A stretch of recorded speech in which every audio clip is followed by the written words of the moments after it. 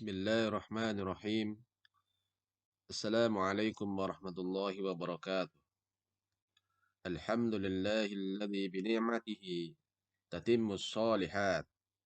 Wa asyhadu an la ilaha illallah wahdahu la syarika lah. Wa anna Muhammadan abduhu wa rasuluh. Sallallahu alaihi wa ala alihi wa ashabihi wa man tabi'ahum bi ihsani ila yaumiddin. Anak-anakku sekalian, kelas 6. Pada kali ini kita akan melanjutkan pelajaran tema 3, tokoh dan penemuan.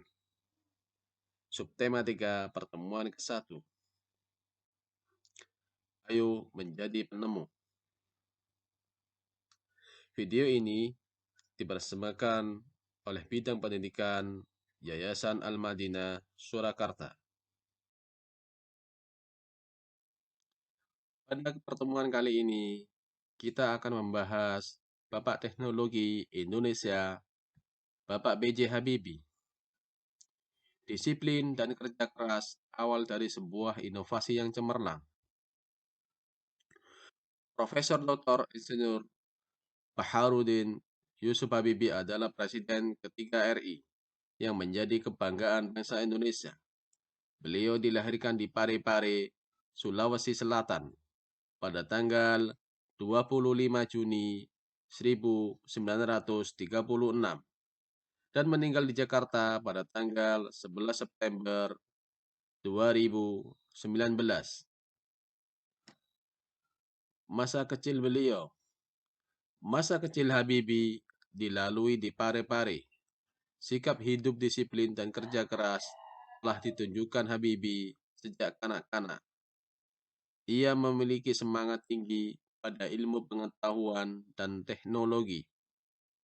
Ia melanjutkan SMA di Bandung dan prestasinya selalu menonjol, terutama pada pelajaran IPA dan matematika. Perjuangan keras di perantauan didukung oleh kemauan keras dan untuk belajar. Selepas SMA, beliau masuk di ITB. Kemudian mendapatkan beasiswa untuk melanjutkan kuliah di Jerman, jurusan konstruksi pesawat terbang. Ia bertekad bulat untuk bekerja keras dan harus sukses. Habibie selalu menggunakan musim liburannya dengan bekerja keras, mencari uang untuk membeli buku sebagai pendukung sekolahnya. Tahun 1960, Habibie mendapat gelar Diploma Ing di Jerman dengan nilai sempurna. Ia bekerja di industri kereta api Jerman dan berhasil menemukan cara untuk membuat 1.000 wagon kereta api berkekuatan tinggi. Di pagi buta, Habibie harus berjalan kaki cepat ke tempat kerja yang jauh untuk menghemat kebutuhan hidup. Kemudian pulang pada malam hari dan belajar untuk kuliahnya. Pada tahun 1965, Habibie mendapat gelar Doktor Insinyur dengan nilai sangat sempurna.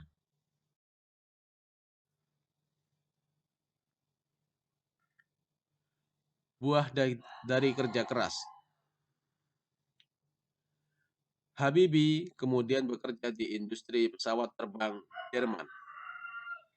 Karena sikap disiplin dan kerja keras, karirnya terus naik hingga dipercaya menjadi Vice President sekaligus Direktur dan Penasehat Senior bidang teknologi.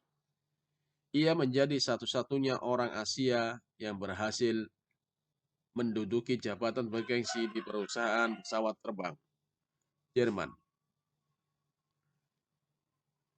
Kecintaan pada tanah air. Tahun 1968, Habibie mengundang 40 insinyur Indonesia untuk bekerja di Jerman guna mempersiapkan keterampilan dan pengalaman mereka dalam membuat produk industri dirgantara, maritim, dan darat di tanah air. Pada tahun 1974, Habibie diminta pulang ke tanah air dan menjadi penasihat pemerintah di bidang teknologi pesawat terbang.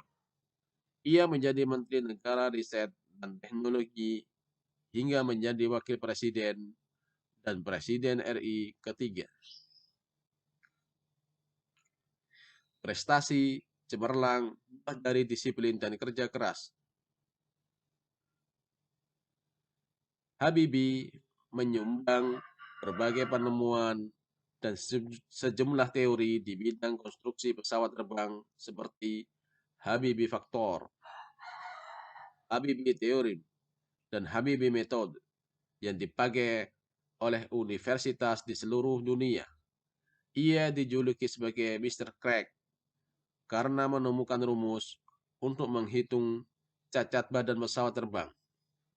Ia juga menerima banyak penghargaan dan prestasinya diakui berbagai lembaga internasional seperti di Jerman, Inggris, Swedia, Prancis, dan Amerika Serikat, serta menerima penghargaan yang hampir setara dengan hadiah Nobel.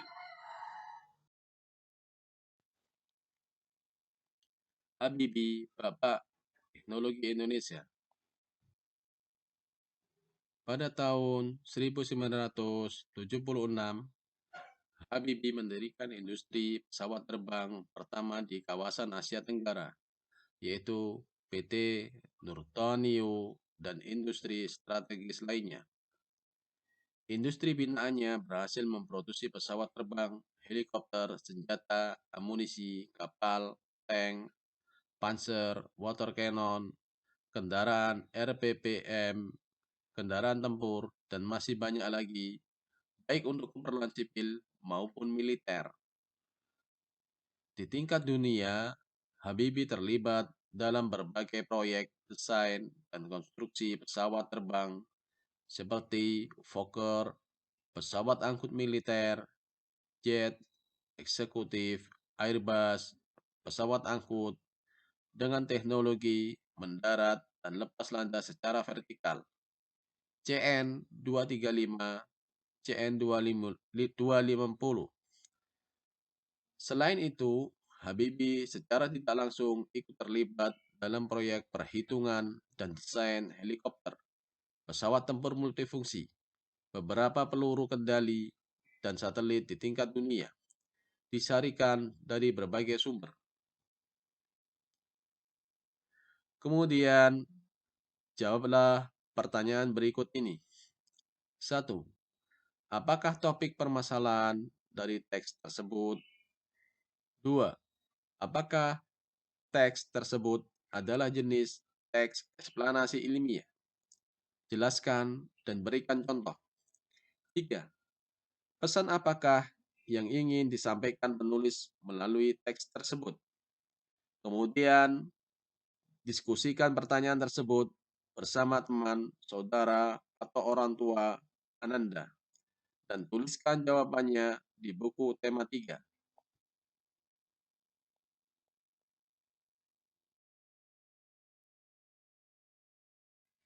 Selanjutnya, kita akan mempelajari proses distribusi kegiatan ekonomi. Anak-anakku sekalian, amatilah proses distribusi dalam kegiatan ekonomi berikut ini. Pertama, barang-barang atau produk diproduksi di pabrik. Kemudian, dari pabrik, hasil-hasil produksi disalurkan ke gudang distributor. Kemudian, dari gudang distributor, barang-barang itu dikirim ke agen grosir. Selanjutnya, dari agen grosir, produk atau barang-barang itu dikirim ke reseller, toko ecer, atau retail. Kehidupan masyarakat sebelum dan sesudah ada alat transportasi. Beragam hasil produksi seperti produksi pertanian, produksi perikanan, produksi industri, dan lain-lain. Saat tidak ada alat transportasi, produksi pertanian harus dikeringkan dulu atau diolah menjadi produk yang berpengawet agar bisa tahan lama di perjalanan dan di toko. Produksi perikanan, saat tidak ada alat transportasi, dikeringkan dulu, dibuat pindang, dan diasinkan terlebih dahulu. Produksi industri, saat tidak ada alat transportasi, kesulitan membeli dan menjual barang ke luar kota, dan lain-lain. Bandingkan ketika ada alat transportasi. Produksi pertanian, saat ada alat transportasi, banyak bahan pertanian yang langsung dijual dalam keadaan segar, tidak harus dikeringkan terlebih dahulu. Produksi perikanan, saat ada alat transportasi, ikan segar banyak yang dikirim ke luar kota atau ke luar negeri. Produksi industri, saat ada alat transportasi, bisa membeli barang dari luar kota atau luar negeri dengan mudah, dan lain-lain.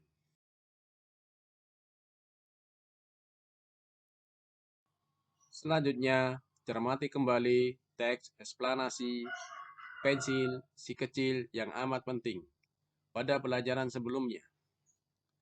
Anak-anakku sekalian dapat melihat pada buku tema 3 halaman 67 atau silakan pause video ini.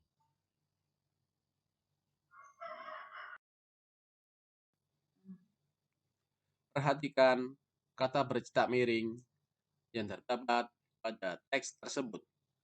Diskusikan pernyataan berikut bersama teman, saudara, atau keluarga.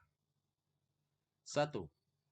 Apakah kosakata tersebut telah sesuai dengan pedoman umum ejaan bahasa Indonesia? Jelaskan alasannya. 2. Di mana dan kapan biasanya kamu menemukan penggunaan kosakata tersebut? 3. Kapan saat-saat kita dapat menggunakan kosakata tersebut? Dan saat kapan kita sebaiknya tidak menggunakan kata-kata tersebut? Jelaskan alasannya.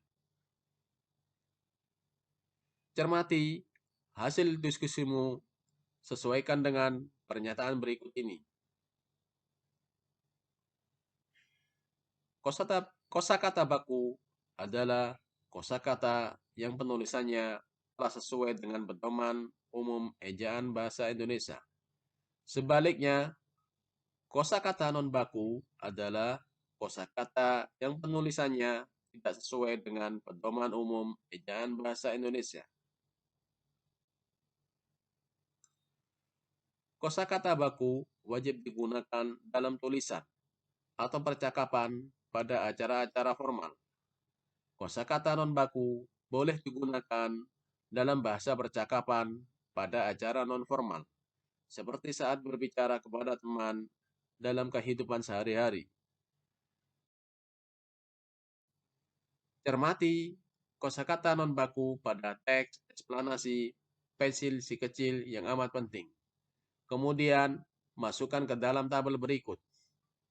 Tuliskan arti katanya dan temukan padanan kosakata bakunya.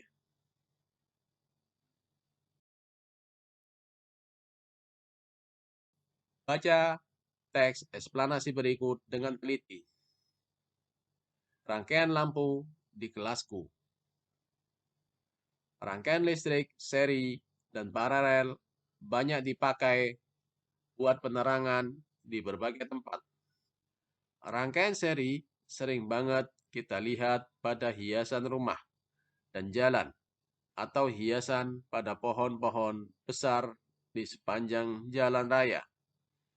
Pada dasarnya, dalam kehidupan sehari-hari, terutama di rumah, rangkaian listrik yang mengakomodir arus energi buat penerangan adalah merupakan gabungan dari rangkaian listrik seri, dan paralel. Rangkaian ini dikenal dengan nama rangkaian listrik campuran.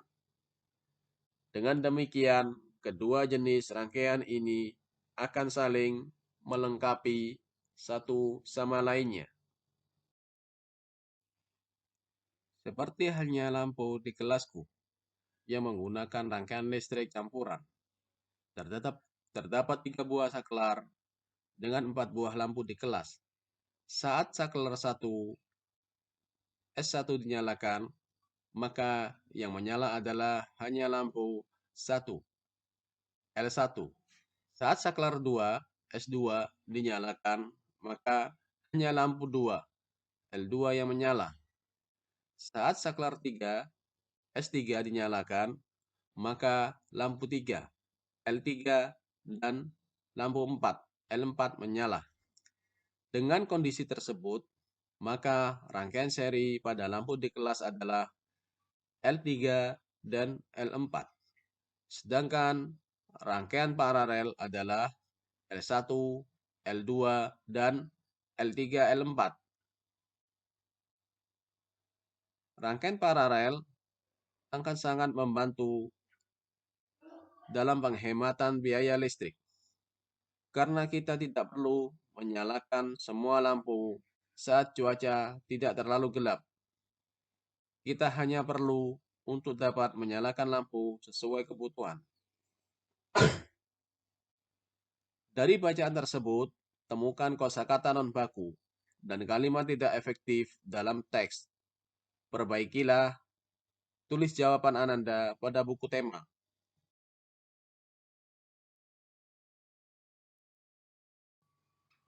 Selanjutnya, pada pertemuan kali ini, kita akan menyimpulkan tentang rangkaian listrik dari materi-materi sebelumnya. Rangkaian listrik adalah susunan alat-alat listrik yang dihubungkan dengan sumber listrik sehingga menghasilkan arus listrik. Arus listrik merupakan aliran muatan listrik dari kutub positif yang memiliki tegangan tinggi ke kutub negatif yang memiliki tegangan yang lebih rendah. Apa itu rangkaian listrik tertutup?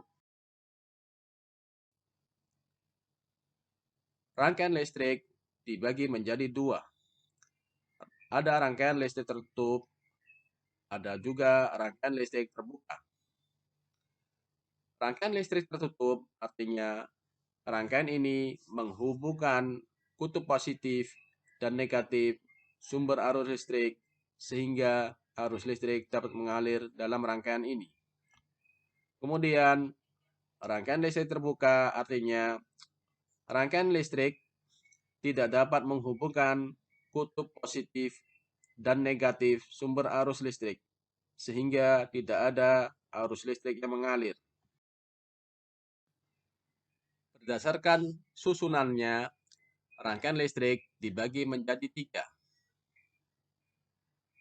1. Rangkaian seri, yaitu susunan alat-alat listrik yang berurutan atau tanpa adanya cabang.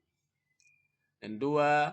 Rangkaian listrik paralel, yaitu susunan alat-alat listrik yang disusun secara bercabang. Yang ketiga, rangkaian listrik campuran, yaitu susunan alat-alat listrik yang disusun secara seri dan paralel. Perhatikan keuntungan dan kerugian rangkaian listrik seri.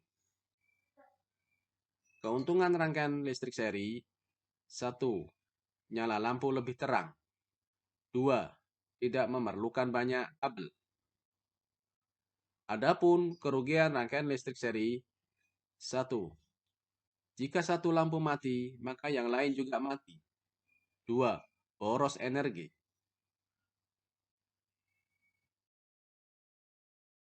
Adapun keuntungan dan kerugian rangkaian listrik paralel. Keuntungan rangkaian listrik secara paralel: 1. Baterai lebih awet. 2. Jika satu lampu mati, yang lain tidak mati. Sedangkan kerugiannya yaitu: satu, nyala lampu lebih redup. Dua, membutuhkan banyak kabel.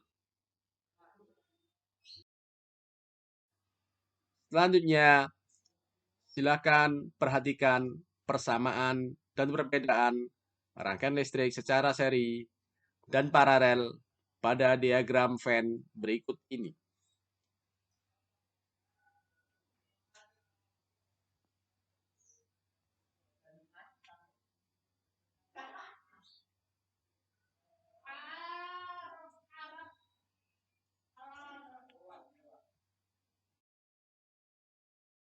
Barakallahu fiikum. Subhanakallahumma wa bihamdik. Asyhadu an la ilaha illa anta. Astaghfiruka wa atubu ilaik. Wassalamualaikum warahmatullahi wabarakatuh.